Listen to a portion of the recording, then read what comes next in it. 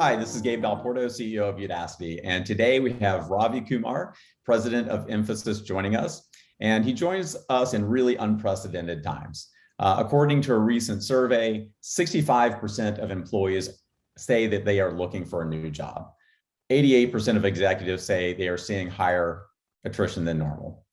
Companies are really struggling to retain talent. They're struggling to hire talent. And we actually have some really interesting data we'll share with you later in the conversation about how upskilling can actually impact that. But back to Ravi. Ravi knows a thing or two about recruiting, training, upskilling, and retaining talent. In fact, nobody does more hiring and training at a global scale than Infosys does. A little background on Ravi. In his role as president of Infosys, he leads the Infosys Global Services Organization across all global industry segments, driving digital transformation services, consulting services, traditional technology services, engineering services, data and analytics, cloud and infrastructure, along with enterprise package application service lines. In addition, he oversees Infosys's business process management and is the chairman of the board of Infosys BPM. He also oversees Infosys business in Latin America, Japan, and China, and he is on the board of governors of the New York Academy of Sciences. He chairs the IT and Business Services Workforce Council for the governor in the state of Connecticut, and is a member of the Skills Consortium of the World Economic Forum, as well as the Fortune CEO Workforce Redesign Group, and many other industry forums. And a couple of fun facts here. Ravi is an avid cricket fan, and he also likes to watch and review Bollywood movies. Welcome, Ravi. It's great to have you. Thank you so much, Gabe. Thank you for that very kind introduction. Always a pleasure and so much learning from in my interactions with you. So I always get inspired by what you do at Udacity and as well as what Udacity is doing to the future of education. Well, thank you. And let's get started.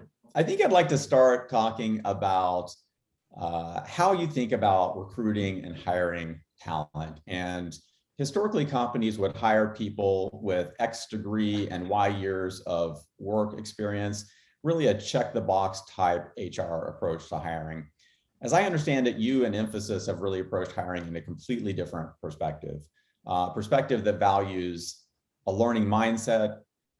It focuses on people with maybe even non-STEM backgrounds, moving them into entry-level technology roles, focuses on people who have a real interest and desire to learn. So what is the rationale behind your approach to hiring, and how do you approach that at Infosys? Thank you, Gabe, for that question. It's a great context to tell you a little bit about how Infosys was born 40 years ago. 40 years ago, this company was born out of India. At a time, there was so much heavy lifting needed on the Y2K need of enterprises across the world.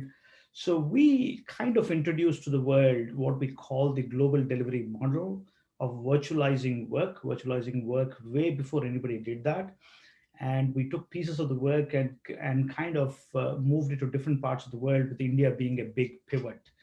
And our endeavor in India was to actually build feeders of talent from schools, because there wasn't as much availability of talent. So this was a time, Gabe, when technology was used to build systems, efficiencies, and scaling enterprises. And we built the largest corporate training university in India to build the feeders from schools and colleges, and to pivot to this unique opportunity the company bared, which was called the global delivery model. That was the birth of offshoring for the world in the tech services space. And we pioneered that model then. Times have changed, and now enterprises do not just use technology to build systems. They actually use technology to enable their business models, as well as to embed software into products and services of large enterprises across industries. So technology is the core for most industries and most companies, and every company is becoming a software company, if I may, and every industry is one.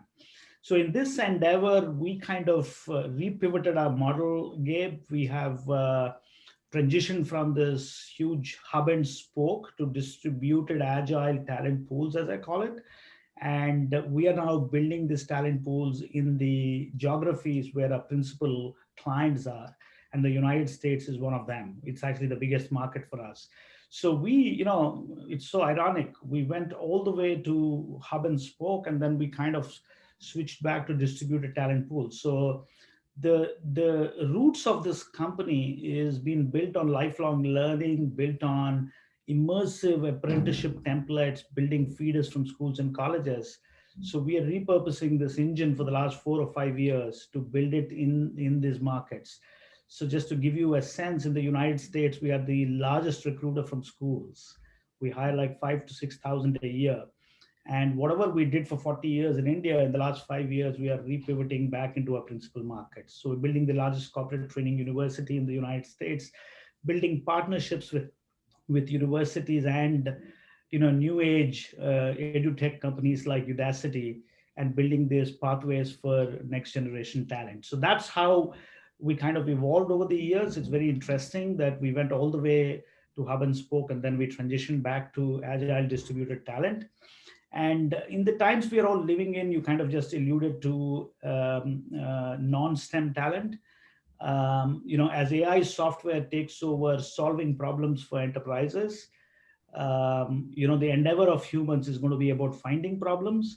And we think cognitive diversity in workplaces is very critical. So we're hiring from liberal arts schools and design schools for the need of digital capabilities.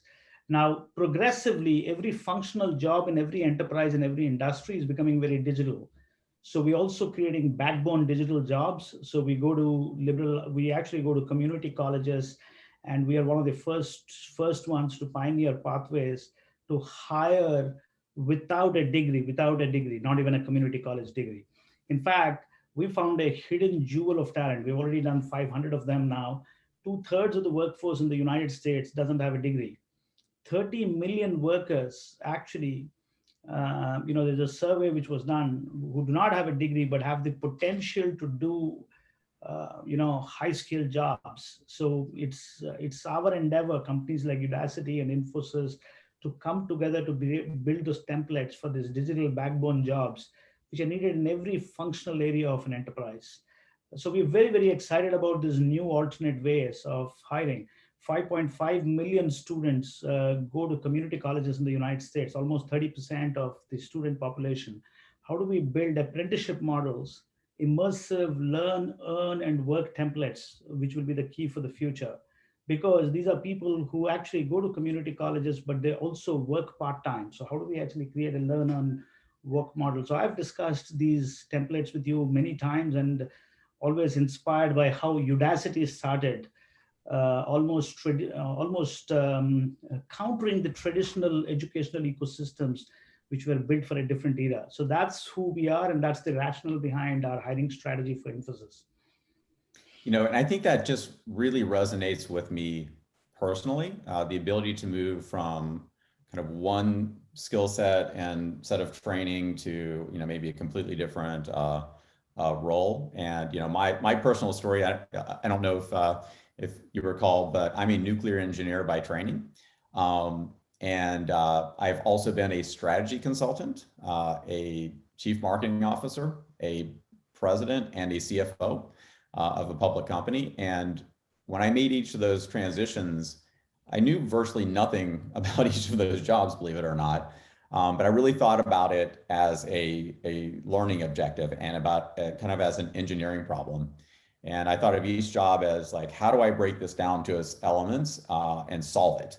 And it's worked out pretty well for me, but I think it has the opportunity to work out for millions and tens of millions of other people who maybe don't have a traditional background, or maybe don't have, the specific, desired skill sets, but have a good head on their shoulders, are really intellectually curious, and want to, to learn new skills. So super resonant with kind of my personal experience, and I imagine many others listening to this conversation.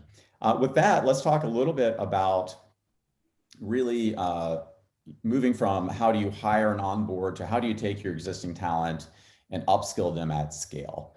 And you have a global company with 250,000 employees, so a lot about scale, and scale really matters. 79% of CEOs say that they lack the key skills necessary for their companies to innovate.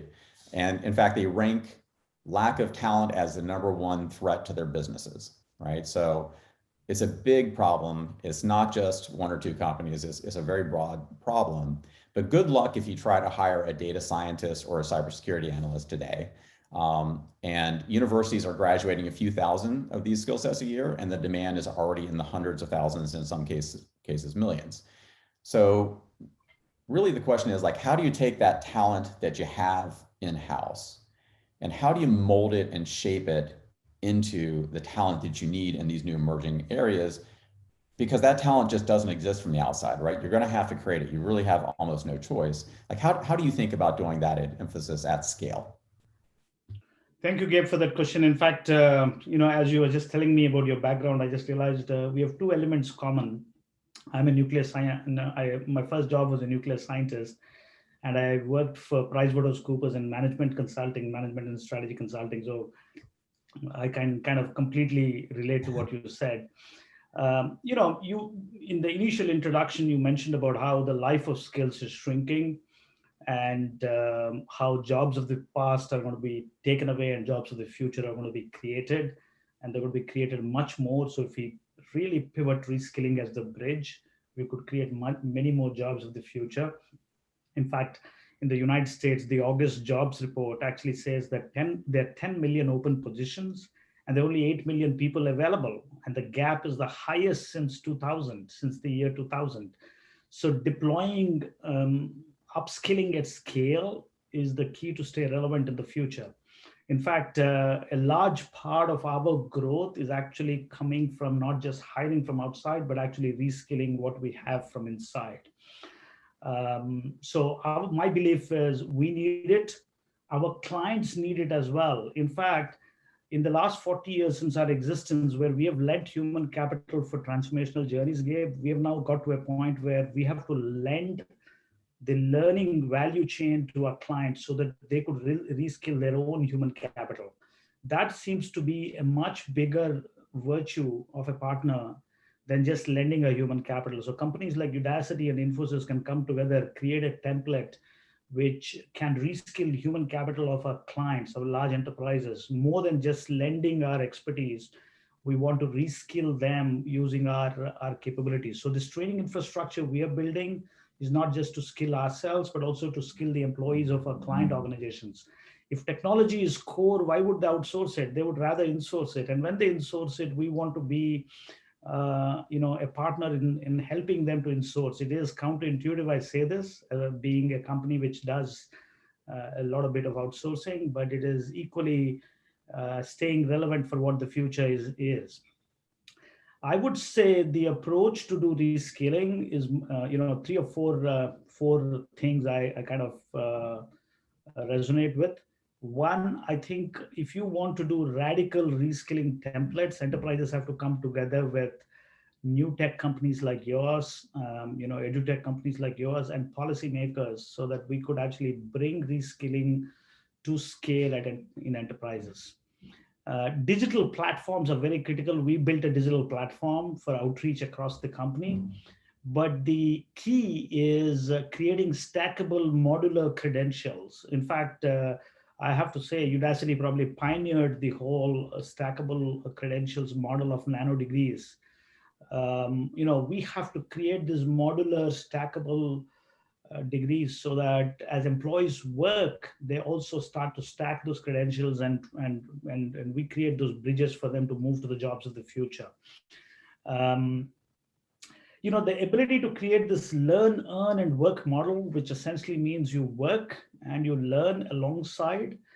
It's very different to the era we all did education at. We educated for the first 20 plus years, and then we are working all our life. I call it just-in-case learning. We are going to move to a just-in-time learning model. So how can companies like Udacity help companies like Infosys to build this just-in-time templates so that we can come together for a cause which will be embedding education and work, intertwining education and work into workforce, so that we could kind of create a template of apprenticeship and bridge that gap. And finally, I would say, Gabe, moving from degrees to skills and to hiring based on potential and assessing the potential, I think is very critical. We have this value chain approach starting from assessing on potential, learnability. It's a interesting science of hiring for learnability. How do you tap onto potential of people, not on skills, and then transition them using these pathways to skills, and then transitioning them to a job, and exposing them to this immersive on-the-job training templates, I think is going to be critical for the future. And I think that's what the future is all about, and I think it's a complex maze, and it needs partnerships like edutech companies, universities coming together with enterprises to do this heavy lifting. I would say that's the only way we can bridge this gap between the open positions we have to the people we have. It's very funny. The people who are available are saying there are no jobs, and the employers are saying there are no people. And the only way you can bridge this gap is to build these reskilling templates, and some of those elements I just described.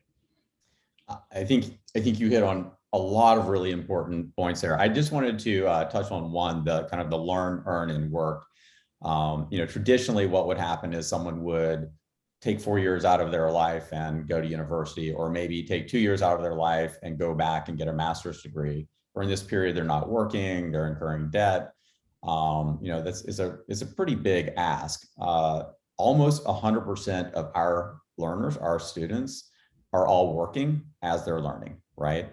And so maybe they're spending 20-25% of their time on Udacity learning a new skill, but then 75% of the time they're working, in their current environment.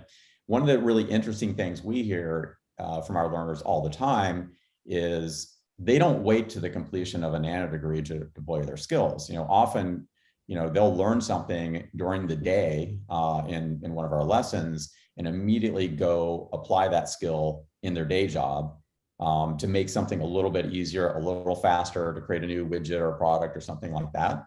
So I think this notion of, you have to take people, it's binary, people are 100% learning or they're 100% working, I think is pretty antiquated. And so if you can get people working, learning as they go, deploying skills as they go, companies get ROI a lot faster, but also you get that reinforcement among the learners and also that positive satisfaction. So really, really good point there. I'd love to also talk a little bit about, because we started this section off talking about how many people have stated that they want to go find a new job. And I'd like to talk about that, attrition, or the flip side of that, retention effort, and what companies can do to retain their talent. I mean, it's something we think about, it's something you think about, it's something that every CEO is thinking about right now. Infosys has been recognized as one of the great places to work in Fortune and others. So certainly a premier top tier talent employer. What are you guys doing to retain your talent, and what are some of the keys to that?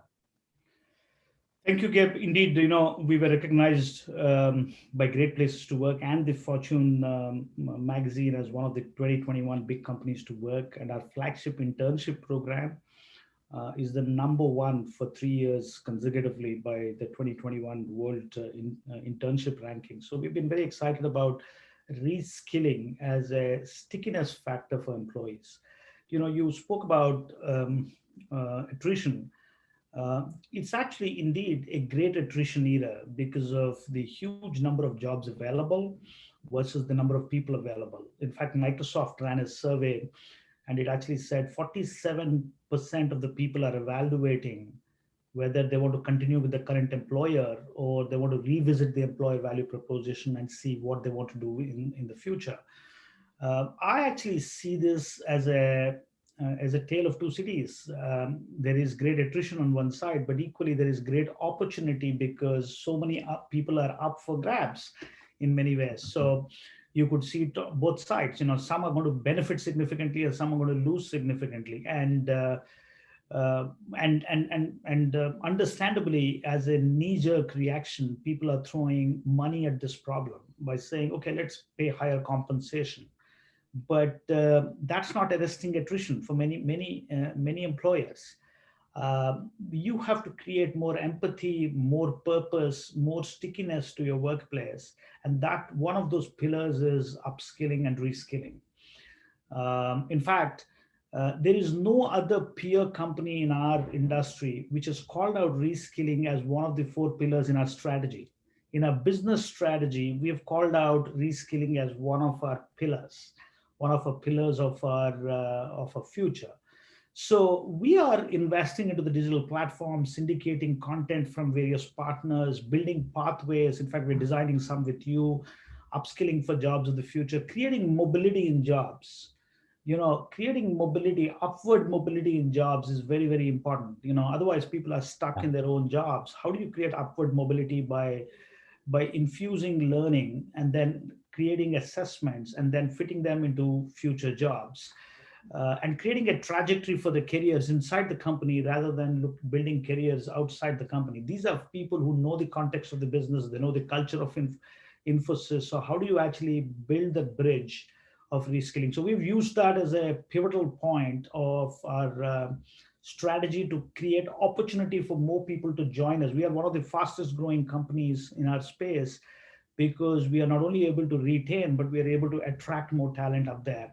In fact, there is a report we just mentioned that since April 2021, 15 million US workers have quit jobs.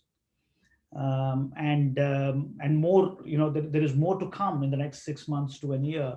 So how do you flip the whole model to see this as an opportunity? I think reskilling is a very important pivot, and reskilling cannot be done by enterprises themselves. That heavy lifting needs partnerships, and that's why I'm so keen of saying that ecosystem partnerships will be pivotal in reskilling effort of enterprises. So it's really interesting, the connection between retention and investing in your employees. And we actually have from our vantage point, some really interesting data. So our clients, which are typically large Global 2000 companies, have run tests where they measure their attrition rate and retention rate for people who had access to reskilling and those who didn't. And what they've consistently measured is a 5 percentage point to 10 percentage point reduction in attrition.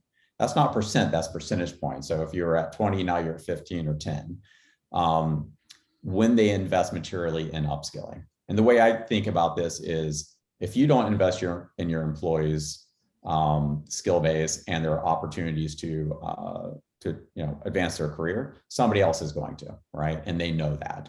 So it's a really powerful data set here that you actually have control to a significant extent on your ability to retain employees. And maybe no surprise, but you would have some data. If you invest in them, they will stay at a much higher rate. Absolutely spot on. And then finally, final topic for today, and one that we at Udacity are super, super passionate about, is diversity, equity, and inclusion. And just a few data points to set up the conversation. Only 3% of employees in the top 75 tech companies are Black. Only mid-20s are women, despite women making up a majority of the workforce. So clearly there's significant issues in terms of getting minorities, women, and others into these really high demand, high paying tech careers. And hope is not a strategy, right? It's something that we all need to take seriously and be proactive about. Udacity, we have a We STEM scholarship program, working across dozens of different companies and providing scholarships to women. We STEM stands for Women in STEM. To get them into tech careers. We work with Blacks in Technology and 110, another very important player in this ecosystem, to provide scholarships to Black students and get them access to these really high-paying, high-growth career trajectories. So from your seat, how can organizations ensure they are promoting diversity inclusion. They're part of the overall solution. What is the, what's the key from your perspective at Infosys, but what should others be doing? So Gabe, thank you so much for that question. I'm going to take a different cut at this problem. I think, everybody has taken incremental steps, and we're still way off in terms of where we need to be as an industry or as a society on diversity, equity, and inclusivity metrics in workplaces. But I would say we have now hit an inflection point, and I would say, ironically, this health crisis has accentuated that problem much more, and we will probably pivot in a very different direction because there are natural forces. Digital technologies have helped as well, and I'll come to that in a bit. Workplaces of today have been really set over, or rather evolved from the Industrial Revolution, where a workplace, workforce, and work were all entangled in a physical workplace, and workplaces have been built for solving problems, almost like a shop floor factory model. There has been some linear movement to change it, but what has not changed is there has been more homogeneity at workplaces all through since the Industrial Revolution. Digital technologies are disentangling workplaces, and workforce. And this health crisis has moved work from a physical place to a virtual hybrid place. I think we had the means to go hybrid, but this was kind of a catalyst. And AI software has actually made workplaces go from an endeavor of solving problems to, finding the next big problem with a bigger purpose, so that machines can machines can actually do the solving of problems. I would say with all these changes, workplaces and workforce are going to be very different for the future, and there's going to be a natural force for the DEI metrics to stack up well. First of all, there is going to be more diverse cognitive, because you're going to find more diversity of talent coming in to find problems of the future. That's why companies like Infosys are hiring liberal arts grads, sociology grads, anthropology grads in the system. Second, because work is getting virtualized, work is going to move away from rich urban settings to parts of the world, parts of America, rural America, where work could be virtually done. For whatever reason, they didn't have access to work, they would now have access to work. Because work is going to be modular now, and thanks to digital platforms, you will go from really full-time workers to a combination of full-time and part-time workers, and of course machines. And in this endeavor of moving to full-time workers plus part-time workers plus machines, you're giving access of work to a much diverse population. People who potentially can't work all 8 hours because they have something to take care of will start to get access to work. So all these are going to contribute to diversity and inclusivity. Education was supposed to be a leveler. It was supposed to create equity. It was supposed to be that equalizer which would, irrespective of the economic strata and the social strata you come from, you should get access to work. But unfortunately, in the last 30 years or so, education has gone up by 150% in terms of how expensive it is, while inflation in the same period has only gone up by 50%. So education has not been that bridge. It's actually created a divide, a societal divide, if I may, and did not contribute to equity as much as we wanted to. Now, thankfully, with degrees moving to skills, and potentially, you could work and learn together. You could intertwine work and learning together. And if all of us pivot to hiring on skills and not on degrees, hiring on potential and not on degrees, we could break that problem which we inherited in some ways because of this four-year education template, which was it's very expensive. To do an undergrad degree in the United States, it costs you $200,000 to $250,000. It's, everybody cannot afford it, and student debt is not the solution. The solution is to make education affordable. Take it into small packets, intertwine it with work so that people can really learn and create social mobility in their careers. I think if we can pivot that, I would believe that we could see more equitable growth in jobs. So diversity, equity, and inclusivity will all come as natural forces in the way we are directionally pivoting workplaces, and workforce. Awesome. Thank you, Ravi. And thank you for all of your amazing perspectives. And I genuinely like to say how much I've enjoyed this conversation today. Infosys is, I think, in a lot of ways pioneered how we are thinking about workforce, training, hiring, retaining in the United States and worldwide. And so it's fantastic to have you here to hear those amazing perspectives and insights. And I would love to invite you to come back sometime soon and have more conversations. Absolutely, Gabe. Thank you so much for the opportunity. And I'm so looking forward to our own partnership, which can step this game up and set an example for the rest to emulate. And I always get inspired by what Udacity has done to the education sector. Very fondly, from the days I knew Sebastian Thrun when he interacted with me early on a couple of years ago, to what you're doing today, I think is just inspiring for all of us to redefine the future of work and education together. Well, thank you very much. I appreciate it. Thank you.